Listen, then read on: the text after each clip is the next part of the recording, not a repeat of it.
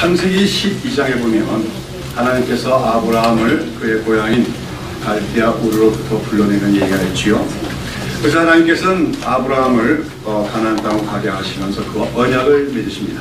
그래서 그의 이름을 창대케 하고 복의 근원이 되게 하게 하고 약속하시면서 그런데 하나님께서는 너를 축복하는 자에게는 내가 복을 내리고 너를 저주하는 자에게는 내가 저주하리라 이렇게 말씀하십니다.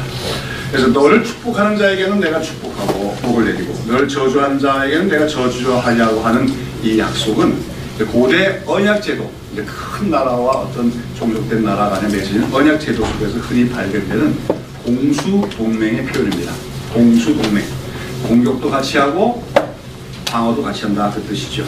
그래서 언약이라고 하는 것은 생사를 초월해서 삶과 죽음을 함께 한다는 의미가 언약, 베리트라고 하는 말 속에는 담겨 있습니다.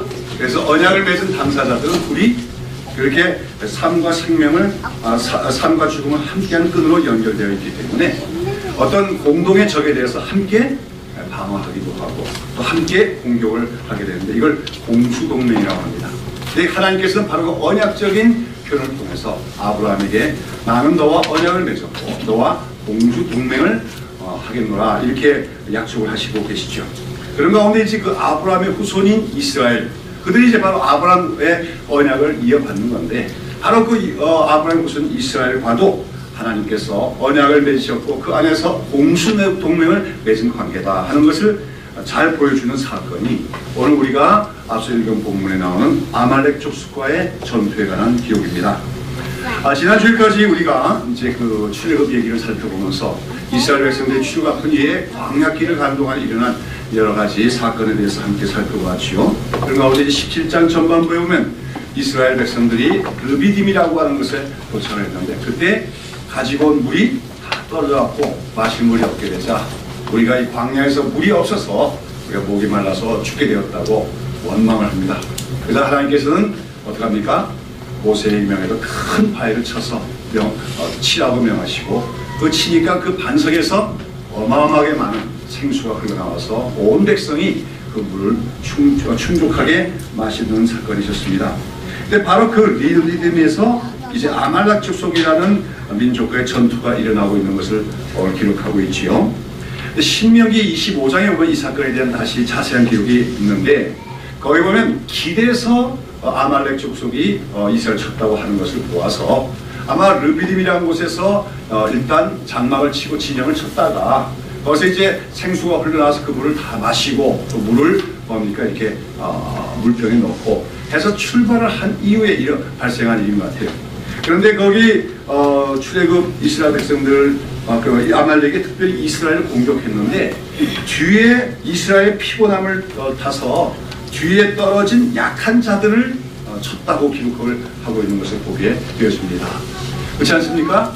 그 200만이라고 하는 그 큰 백성들의 무리가 길을 가다 보면 아무래도 앞에는 건장한 남자들이 앞장서 가겠지만 노인들 또 어린아이들 또는 장애인들 이런 사람들은 약한 자로서 뒤에 처질 수밖에 없는데 아말렉이 바로 그 후미를 쳐서 약한 자들을 공격했다고 하는 것입니다. 그리고 이에 대해서 이제 하나님께서 모세에게 명하셔서 이제 아말렉과의 전투가 발발하게 되어지는 것이죠. 오늘 이스라엘 백성들이 출애굽한 이후에 이스라엘 백성들이 처음 싸우게 되는 이 아말렉 족속, 이스라엘을 공격해온 아말렉 족속은 혈연적으로 보면은 에서, 야곱의 그 쌍둥이 형제인 에서의 후손들로서 그들은 당시에 시내 반도, 그 이스라엘 백성이 지금 길을 가고 있는 광야 길을 가고 있는 그 시내 반도를 중심에서 유랑하던 유목민들입니다. 근데 이제 유목민들이라 하면 이제 양을 치고 소를 치고 하기도 하지만 이 아말렉 족속은 또 주업이 유목이기도 하지만 또 동시에 뭐 또 하나의 직업이냐면 강도질도 직업이에요. 그래서 지나가는 사람을 약탈한다든지 강도질을 하는 것도 직업의 수익원의 하나였습니다. 그래서 아마 이스라엘 백성들이 아말렉에 공격한 것은 그 시내반도가 자기들이 주로 활동하는 영역인데 그것을 이제 이스라엘 백성들이 들어와서 가니까 자기들의 그 어떤 영토, 영역이 침해되는 것을 우려했다고 볼 수 있지만 어떻게 보면 이스라엘로부터 뭔가를 탈취하기 위한 그런 뭡니까 약탈적인 공격이었다고도 우리가 생각할 수가 있다고 하는 것이죠. 그래서 오늘 우리가 읽은 이 아말렉과의 전투에 관한 말씀으로 우리가 좀 더 자세히 보려면 신명기 25장 우리가 17절에서 19절을 한번 같이 보시기를 바랍니다. 신명기 25장 17절 19절은 이게 그 모세의 고별 설교인데 그 고별 설교 속에서 모세는 그 아말렉이 그 이스라엘에게 행한 그 악한 행위를 잊지 말라고 경고하고 있는 것을 봅니다. 한번 읽어보겠습니다. 너희가 애굽에서 나오는 길에 아말렉이 네게 행한 일을 기억하라. 곧 그들이 하나님을 두려워하지 아니하고 너를 길에서 만난 너의 피곤함을 타서 네 뒤에 떨어진 약한 자들을 쳤느니라. 그러므로 네 하나님 여호와께서 네게 주어 기업으로 얻게 하시는 땅에서 네 하나님 여호와께서 너로 사면에 있는 모든 대적을 벗어나게 하시고 네게 안식을 주실 때에 너는 아말렉의 이름을 천하에서 도말할지니라. 너는 잊지 말지니라. 그럽니다. 여기 보시면은 이스라엘이 왜 아말렉 족속이 왜 이스라엘을 공격했다고 되어 있습니까? 가장 중요한 것은 그들이 하나님을 두려워하지 않았다고 하는 거예요. 그들은 뭐 하나님에 대한 얘기를 들었을까요? 못 들었을까요? 충분히 들었을 거예요. 왜 홍해가 바로 가까우니 보이시니까 하나님께서 애굽에서 바로 왕과 그 이스라엘 국민들에게 어떤 재앙들을 내리셨나, 그리고 마침내 그 이스라엘을 어떻게 그 애굽 땅에서 나오게 하셨는가, 특별히 홍해 바다를 가르시고 그리고 건너게 하신 등등의 하나님의 권능과 위엄에 대한 얘기를 그들도 분명히 들었을 것입니다. 그럼에도 불구하고 그들은 하나님을 두려워하지 않았다고 하는 겁니다. 그래서 하나님의 백성이 이스라엘을 공격을 했다고 했다. 근데 특별히 그들이 공격한 방식이 또 어떤 거였습니까? 한마디로 비열하고 나쁜 방법이었습니다. 바로 이스라엘 백성들 중에서 뒤에 처진 자들, 약한 자들을 공격을 했다고 하는 것이죠. 사실 이 아말렉 족속은 아까도 얘기했지만 혈통적으로 본다면 에서가 그들의 조상이기 때문에 이스라엘 민족과는 말하자면 사촌지간이라고 할 수가 있는 민족입니다. 그러나 그들의 조상인 에서가 어떻게 됐지요? 야곱과 분리가 되어서 하나님과는 관계없는 삶, 하나님의 언약에서 벗어난 육신적인 세상적인 삶을 살아갔듯이 바로 이 아말렉 족속도 하나님을 알지 못하는 민족이 되어 있었습니다. 그러면서 그들은 하나님께서 이스라엘 백성들에게 어떻게 행하셨는가, 애굽에서 그들을 어떻게 구원하셨는가 하는 소식을 듣고서도 하나님을 두려워하지 않고 이스라엘을 공격해 왔다는 것입니다. 그리고 더군다나 뒤에 있는 처진 연약한 백성들을 공격하는 비겁한 짓을 했다고 하는 것이죠. 그런 가운데 우리가 아까 읽은 신명기 25장의 모세의 말을 참고보면 하나님께서는 이런 아말렉의 족속의 행위에 대해서 대단히 분노하셨던 것이 틀림이 없습니다. 그래서 하나님께서는 나중에 이스라엘 백성들이 가나안 땅에 들어가거든 기회가 와서 이 아말렉 족속을 칠 기회가 오면은 그 아말렉 족속을 완전히 진멸하여 그 이름을 천하에서 도말해버려라. 그 민족을 완전히 이 땅에서 소멸시키라고 그런 명령을 주시는 것을 봅니다. 이와 관련된 얘기가 나중에 사무엘상에 나오지요. 바로 사울 왕 때 이 아말렉과의 전쟁이 일어나고 거기서 이제 사울이 바로 하나님의 이 명령을 완전히 이행할 수 있는 기회가 오지만 그때 사울이 물질의 탐욕이 때문에 아말렉 족속을 멸하지 않음으로써 사울이 오히려 하나님부터 버림받는 것을 보게 되었습니다. 아무튼 여기서 하나님께서는 이 아말렉의 족속에 하나님을 두려워하지도 않고 그 다음에 자기의 어떻게 보면 먼 혈족이지만 자기들과 관계가 있는 그런 이스라엘을 약탈하기 위해서 그 연약한 자들 공격하는 이러한 행위에 대해서 하나님 분노하시면서 그들과 이제 이스라엘이 싸우도록 하십니다. 그래서 이제 아말렉 족속과 이스라엘 백성들 간의 싸움이 벌어지게 되는데 그 전쟁의 경과가 어떻게 됐습니까? 그래서 이제 모세는 누구에게 이제 그들과 맞싸우라고 이제 그 말하자면 내세웁니까? 여호수아죠. 여기서부터 이제 여호수아라는 이름이 나타나게 되는데 이 여호수아가 선두에 서서 싸우고 그 다음에 이제 불러 모은 이스라엘 백성들 중에 싸울 만한 자들이 여호수아를 뒤따라 나가 싸우게 됩니다. 자, 근데 여기서 이제 특이한 전쟁의 경과가 기록되어 있지요. 어떤 겁니까? 그냥 여호수아의 군대가 힘을 다해서 싸웠더니 물리쳤다는 게 아닙니다. 모세가 산꼭대기에 올라가서 어떻게 했다고요? 산꼭대기에서 두 손을 들었다는 거예요. 우리 성경에 손을 들었다 했지만 영어가 핸즈니까 그냥 두 손입니다. 두 손을 높이 들었다는 거예요. 그래서 이 두 손을 높이 들었다는 것은 기도하는 걸 의미합니다. 지금도 뭐 유대인들은 두 손을 들고 기도할 때가 많은데 또 예수님도 두 손을 들고 기도할 때가 있었지요. 두 손을 높이 들었다는 기도했다는 거예요. 하나님께 기도했다는 거죠. 지금 아말렉과 싸우는 이스라엘이 잘 싸울 수 있도록 하나님께 기도한 것을 의미합니다. 그래서 모세가 손이 벌쩍 이렇게 들려진 동안에는 어떻게 돼요? 이스라엘이 아말렉과 싸워서 이기는 겁니다. 그러면 아말렉이 뒤로 밀리는 거죠. 근데 모세가 손을 들고 있다가 손이 피곤해져서 힘이 딸려서 손이 쑥 내려와 버리면 어떻게 돼요? 이번에는 또 아말렉이 이겨요. 그래서 이스라엘 백성들이 오히려 뒤로 밀리더라는 것입니다. 여기서 이제 어떤 일을 하죠?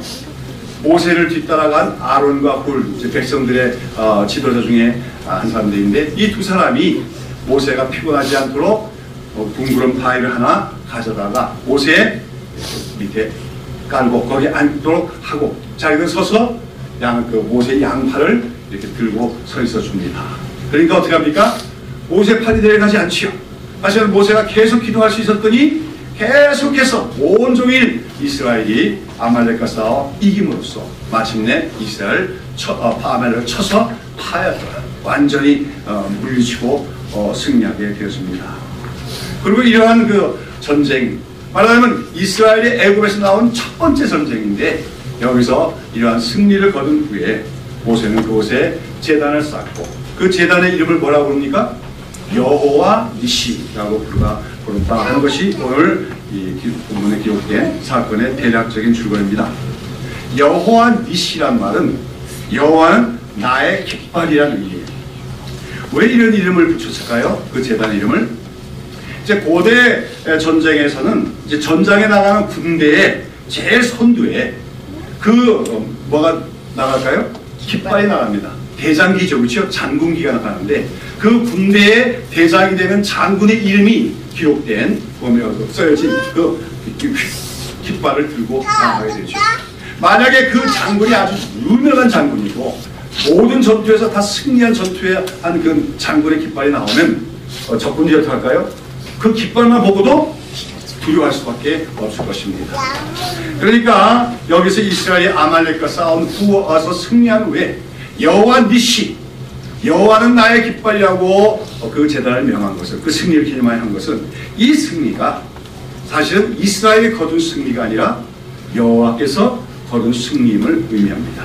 그리고 사실은 이스라엘 군대에 앞장서서 싸운 건 여호수아지만 실질적으로 제일 앞장서신 분은 누구였다는 겁니까? 여호수아가 아닌 여호와 하나님이 직접 서서 싸우신 것이다. 나중에 이제 가나안 전쟁에 대한 여호수아의 기록 보면 여호와의 군대 장관이라고 하는 존재가 나오는데 그게 바로 이스라엘 위에서 싸우는 하나님의 사자인 경우 동시에 여호와 자신이에요. 어떤 사람들은 그 여호와의 군대 장관이 바로 신약시대 예수님을 가리킨다고도 얘기합니다. 아무튼지 이스라엘은 사실은 그런 400년 동안 애굽에서 노예로 생활하던 사람들이었습니다. 그러니 아말렉 족속이 지금 쳐들어왔을 때 이스라엘 백성들 가운데 변변히 그 아말렉과 싸우시는 군인들은 몇 사람 없었다고 볼 수밖에 없습니다. 반면에 아말렉 족속들은 아까도 얘기했던 유목민이지만 동시에 또 뭡니까? 지나가는 행인들을 습격하고 병거하고 하는 아주 그 칼질에 익숙한, 원래 그 자기네 조상 에서가 칼을 믿고 사는 사람이었듯이 아말렉 족속도 사실은 싸움에 능한 그런 족속이었습니다. 그래서 이스라엘 백성들은 아말렉과 싸울 만한 능력이 부족했지만 여호와 니시, 하나님이 친히 그들의 깃발이 되어주시니, 하나님이 진도에서 싸워주시니 그들은 승리할 수 있게 되었다고 하는 것입니다. 사실 이 전쟁은 물론 아말렉이 공격한 것이기도 했지만 어떤 면에서 하나님이 허락하신 첫 번째 전투였다고 할 수가 있습니다. 여러분, 제가 이미 말씀드렸다시피 이스라엘은 뭐라고도 불립니까? 여호와의 군대라 이렇게 불리기도 하지요. 우리가 출애굽할 때 이스라엘 백성들이 애굽에서 나온 걸 그날에 그 밤에 이스라엘이 그 여호와의 군대가 나왔다 표현되고 있잖아요. 거기서 여호와의 군대란 말은 이스라엘이 출애굽을 할 당시에 이스라엘 백성들이 군대였다는 겁니까? 그게 아니고 하나님께서 이스라엘 백성들을 불러내신, 애굽에서 나오게 하신 목적을 말합니다. 장차 이스라엘 백성들은 어디 들어가야 됩니까? 가나안 땅에 들어가야 되고, 거기서 뭐 해야 됩니까? 거룩한 전쟁을 싸워야 됩니다. 그 가나안 땅에는 오랫동안 하나님을 알지 못할 뿐만 아니라 하나님께 거스리고 하나님의 뜻을 거스리는 악한 문화를 형성하고 있는 가나안 족속들이 살고 있었어요.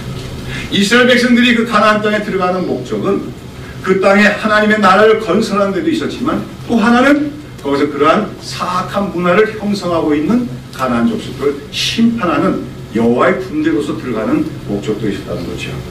그러나 그들은 아직까지 전쟁을 할 만한 준비가 되어 있지 않았습니다. 그래서 하나님은 사실은 그런 광야 생활을 하게 하시는 것이고, 그런 가운데 이 광야 생활에서 첫 번째 전투로서 아말렉과의 전투를 하게 하시고 여기서 승리를 하게 하십니다. 바로 이런 아말렉과의 전쟁에서의 승리는 이제 앞으로도 이스라엘 백성들이 이 아말렉과의 전투에서 싸운 방식으로, 거기 나오는 전쟁의 원리대로 하나님을 믿고 의지하여 싸우면 반드시 승리하라는 것을 보증해주는 하나의 전조적 사건이라고 할 수가 있다고 하는 것이죠. 이스라엘 백성들에게 하나님은 무엇을 말씀하신 것입니까? 너희들의 힘과 능력을 의지하지 말라고 하는 것이죠. 너희는 너희와 함께 싸우는 이가 여호와인 것을 기억하고 그 여호와 하나님을 의지하고 신뢰하여 나가 싸우라는 겁니다.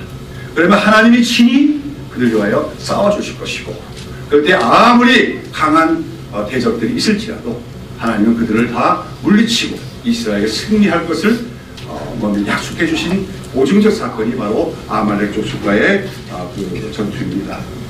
여러분, 오늘 우리 본문에 나오는 이 아말렉과의 그 족속, 이 족속과의 전투의 얘기는 오늘 우리 그리스도인들 신약시대 성도들에게도 여전히 적용되는 하나의 예표적 사건임을 우리는 다 알아야 됩니다. 오늘 여기서 이스라엘 백성들을 공격했던 아말렉 족속, 이들은 오늘날에도 신약시대에 우리 그리스도인들 성도들 공격되는 마귀의 상징으로 이해할 수가 있습니다.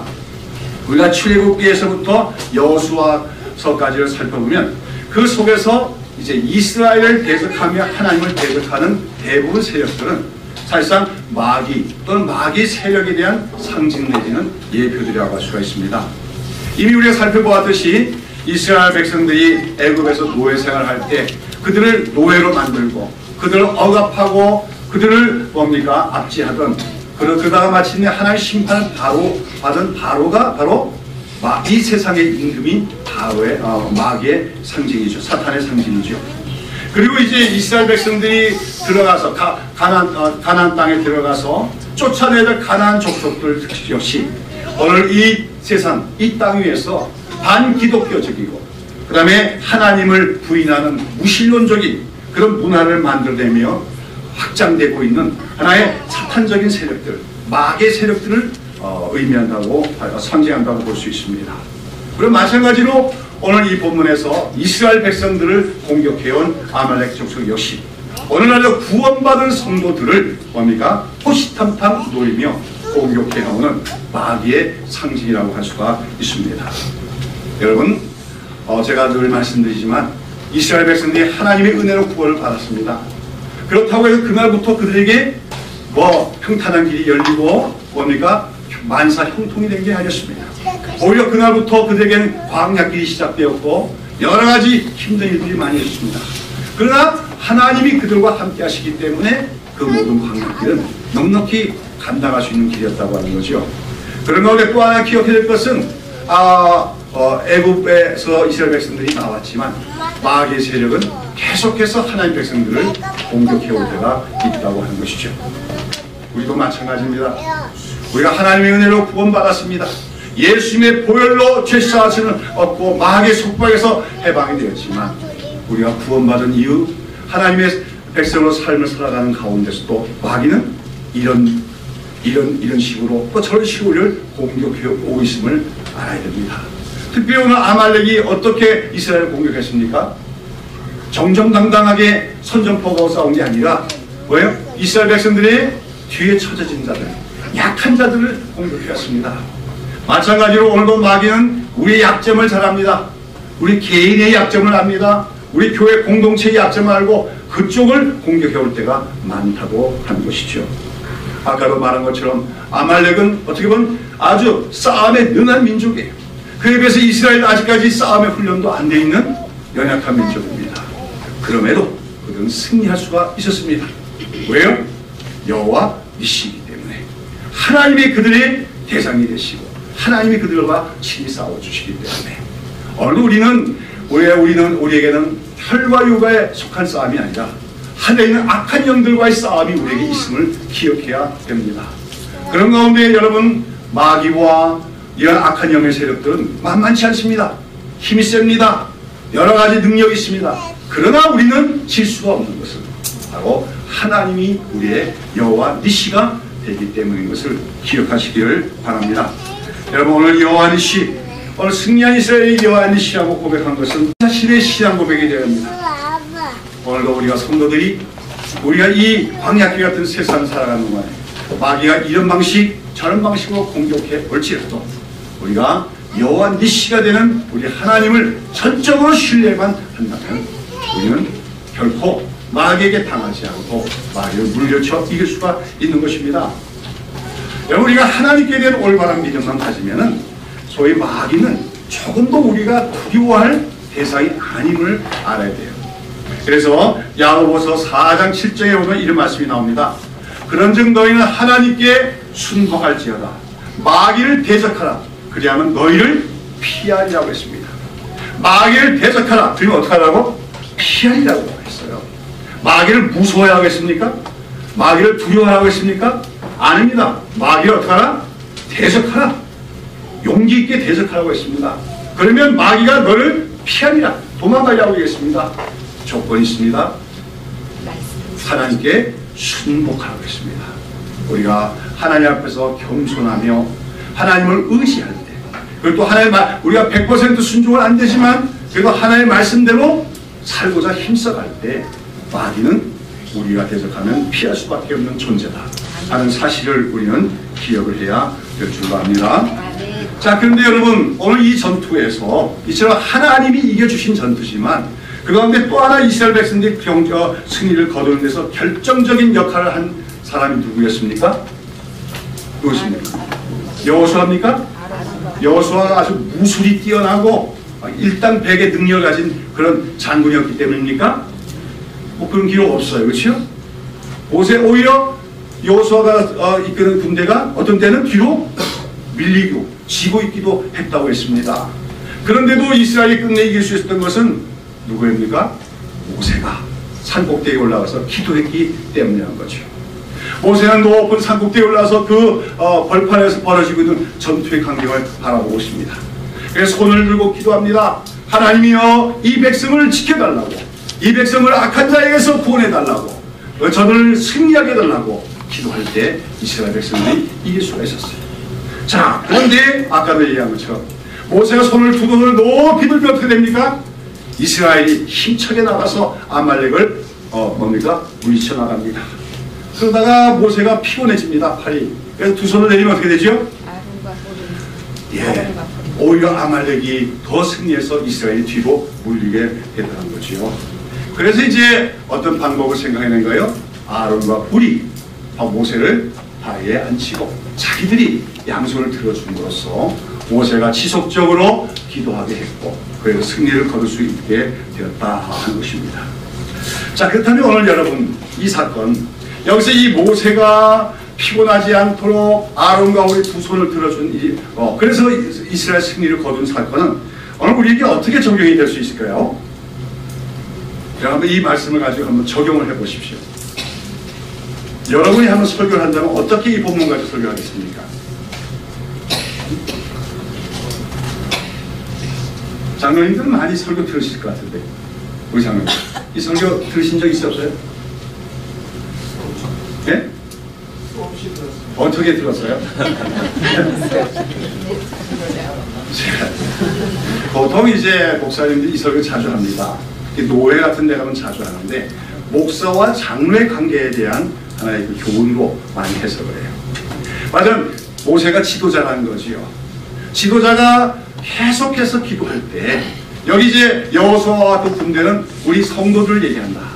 성도들이 세상 속에 나가서 살아가고 그 세상 속에 살아가는 것 자체가 영적인 전투일 수 있는데 그런 속에서 목회자가 늘 성도들 위해서 손을 들고 기도하면 성도들이 세상에 나가서도 승리할 수 있다는 거예요.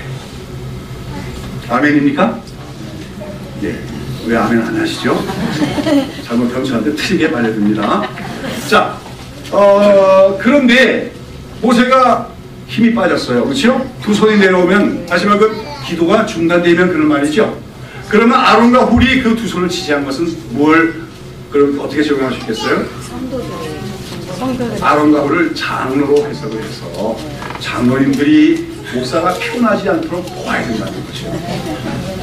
그래서 목사님이 낙심하지 않도록 지치지 않도록 늘 격려해주고 좋은 것도 사주고 이렇게 하면 목사님이 힘이 나서 계속 기도함으로써 성도들이 세상 나가서 승리할 수 있다. 할렐루야. 어떻게 그렇게 적용하면 되겠습니까? 네, 이렇게 적용해서 설교하는 설교를 저도 여러 번 들었어요.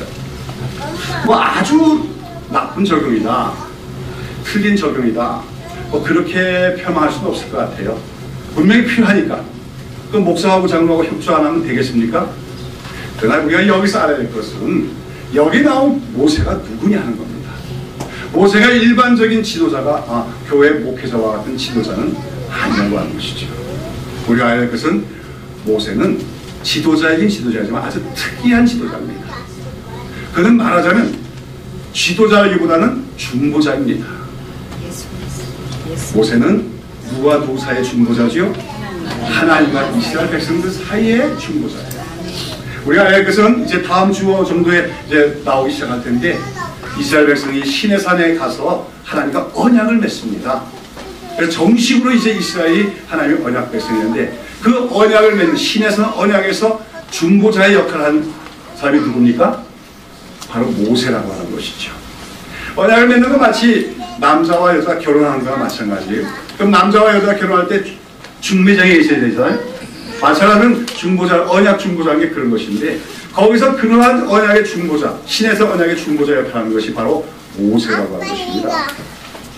이스라엘 역사에서는 수많은 지도자들이 있지만 그런 중보자의 역할을 하는 그런 지도자는 모세가 처음이고 아주 특별한 존재였다고 하는 것이죠. 그런데 성경에서는 우리가 구약시대 이스라엘 백성이 하나님과 맺은 언약을 시내산 언약이라고 해요. 다른 말로 옛 언약이라고 합니다. 근데 신약시대에는 우리는 하나님과 어떤 언약을 맺지요? 새 언약을 맺습니다. 이 새 언약의 중보는 누굽니까? 예수 그리스도라는 거죠. 그렇게 볼 때 모세는 단순한 이스라엘의 지도자가 아니라 뭐예요? 예수 그리스도의 모형이다, 예표라고 할 수가 있다고 하는 것입니다. 그러나 우리가 알다시피 그 옛 언약은 부족하고 한계가 있는 거예요. 마찬가지로 모세 자신도 부족하고 한계가 있는 사람이라는 걸 우리는 알아야 됩니다. 오늘 모세가 두 손을 들고 기도하는데 자꾸만 피곤해서 두 손이 내려온 것, 그래서 아론과 훌이 그 두 손을 지지해 줘야 됐다고 하는 것은 사실은 모세가 이스라엘의 중보자로서 뭐예요? 한계가 있는 연약한 존재였음을 말해주는 거예요. 물론 우리 교회 안에서도 목사, 장로 또 여러 직분자들이 서로 협력해야 된다는 걸 교회하는데도 사용될 수 있지만 이 본문은 우리가 어떻게 보냐? 제가 오늘 주일마다 설교하는 걸 구속사적 설교라고 하는데 구속사적 설교하면 한마디로 예수 그리스도 중심으로 모든 성경을 봐야 된다는 거예요. 예수 그리스도는 신약시대에 나와서만 신뢰하는 분이 아닙니다.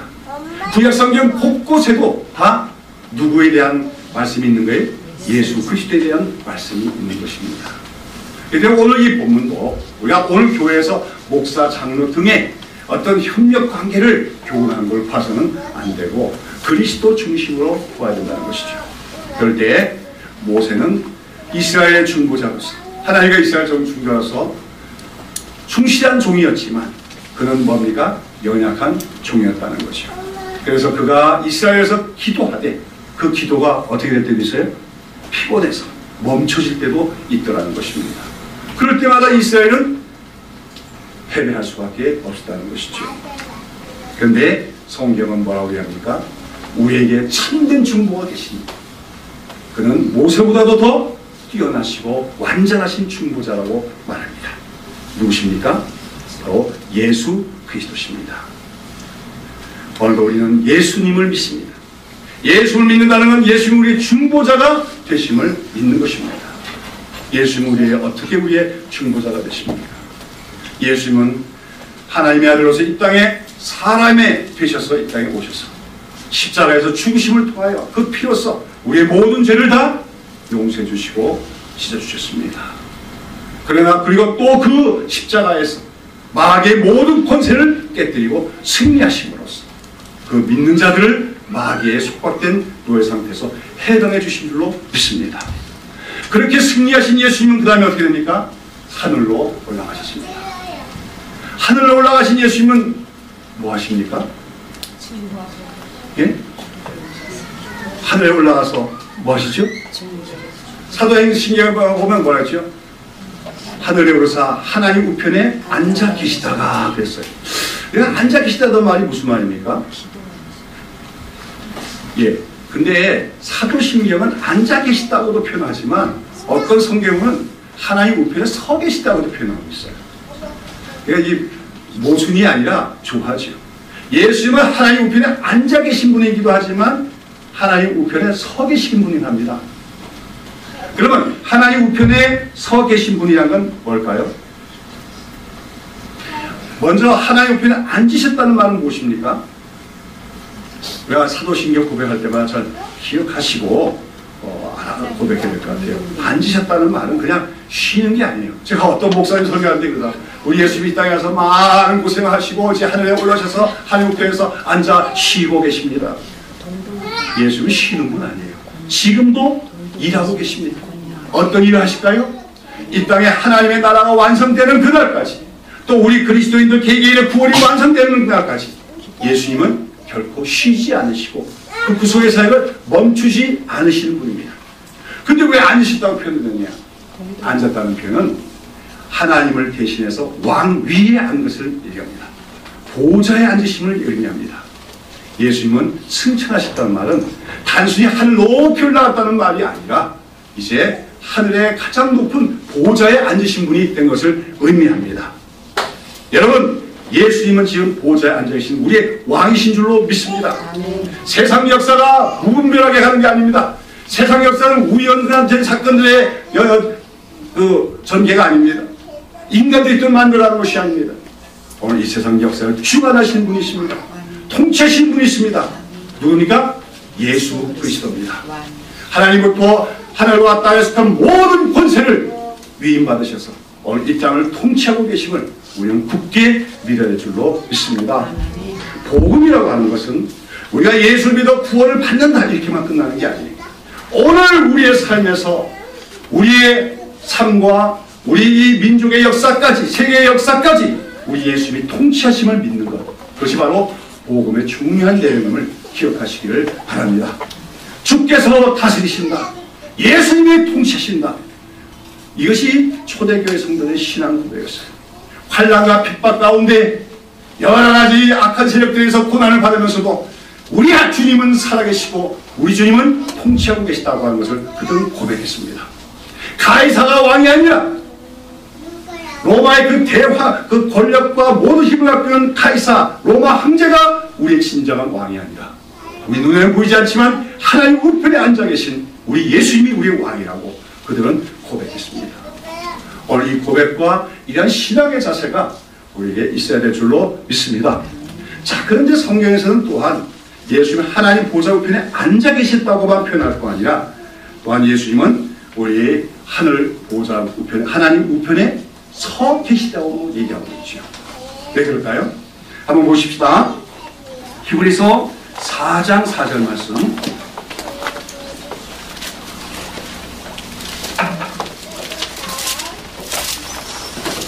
히브리서 4장 14절 말씀입니다. 다 같이 한번 읽어봅시다. 시작.